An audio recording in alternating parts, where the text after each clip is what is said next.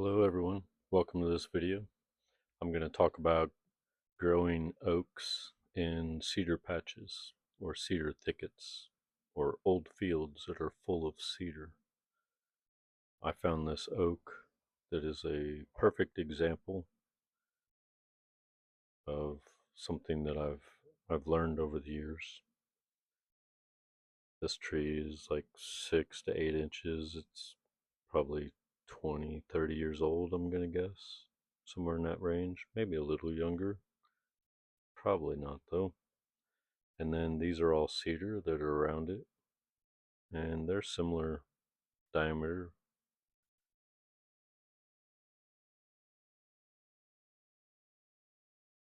This one's a little bigger. And then we've got some little ironwood that are growing below the cedar. And if you notice on the ground, there's not much growing. There's a pretty thick canopy here. Doesn't allow much sunlight to get to the ground. But look at this white oak. Let's just look at this for a moment. I'll come back to all these green leaves around it. But the top of the cedar is somewhere around here, and the top of the white oak just behind it is just a little taller. Oaks generally grow faster in height than the cedar do. And so once this oak gets taller than the cedar, it starts to pick up more growth because it has more access to sunlight. It'll start to expand its canopy out over the top of the cedar. And once the cedar are in the shade, they start to slow down in growth. And there's other oaks that are spaced around here that are similar, white oak, similar size too. Once they expand and their canopies start touching, that will put the cedar in shade completely, and the cedar will stop growing. They'll become stagnant and they will start to die out and fade away. And so the cedar is like a one crop deal. It just comes in for this temporary moment when the soil was disturbed and retired from farming. The cedar come in and they start to prepare the soil. Once the cedar were established and they were probably 10 or 15 feet tall, then the oaks came in because the soil had been prepared for them. And once the oaks come in, they germinate and they start growing, and they grow a lot faster in height, and they catch up with the cedar and eventually overtop the cedar. So that's what this video is about. I wanted to show the client that he has these oaks out in these cedar patches and that he can manage these.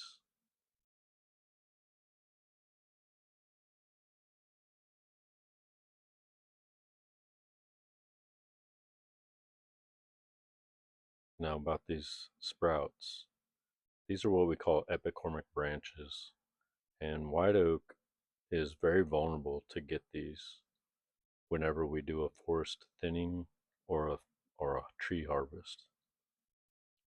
When this stem is in the shade, it doesn't develop these branches, but once we open up the canopy and we get sunlight on the white oak, it develops these epicormic branches. There's all these latent buds. That means they're asleep. There's all these buds for twigs hanging out on the bark, and they're just waiting for sunlight. And we can see this guy's in the shade. And so I'm not quite clear on why it's developed all these epicormic branches. This is not typical for a white oak in the shade to do. And I'm guessing it's because we just went through a 3-year drought, and these are very drought prone soils. They're very vulnerable to drought. And so I'm guessing the 3-year drought just really stressed these guys out, and they put out all these branches as a stress, as a way to cope with all the stress. That's my guess, but I don't know honestly. You can see there's a little sunlight getting through, but this is kind of extreme. Here I'm talking about some other oaks that are spaced around.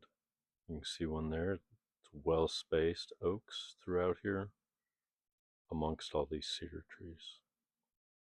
So in situations like this where we have these cedar thickets with well spaced oaks, there's no reason to cut the cedar.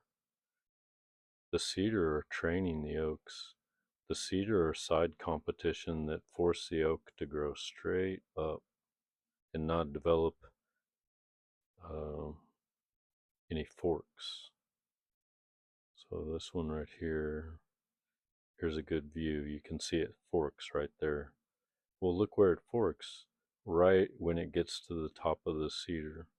It didn't fork down here. It waited until it got up above the cedar before it forked. So the cedar are training these oak trees to grow nice and straight. So we want to keep these cedar. They're high value for growing much higher value oak trees. And yeah, some of the cedar could be thinned out, and that would probably be okay. It would all depend. I wouldn't want to thin it too heavily. Thinning would be good to get structure back on the ground. It would put a lot of logs on the ground and more sunlight a little bit, and so we would have more vegetation growing on the ground. That would be the benefit of thinning the cedar out. But there's, this is just a small area. There's a lot of sunlight hitting the ground, and we can see logs on the ground over there. So in this little area, it's not really a big deal.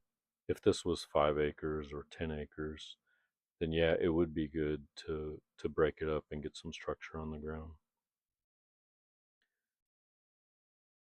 The cedar, they have a taproot that goes in the ground and harvest calcium and minerals and other nutrients from the subsoil. And when they drop their leaves, they leave those nutrients on the surface of the soil. So they're recycling nutrients back to the soil surface.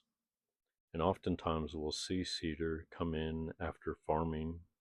When a field is retired and abandoned, cedar are generally one of the first species to come in. And they're there to serve a purpose. They have a role. They are regenerating the soil. Their roots are breaking it up. Farming activities create really high soil compaction. So the roots are breaking the soil up, and then they're fertilizing the soil. And they prepared it so that the oaks could come in and germinate. Because a lot of times after you retire from farming, the soil is so beat up that the oaks can't germinate. And this actually looks like an ash tree there, a dead white ash, which we have all over Missouri this year.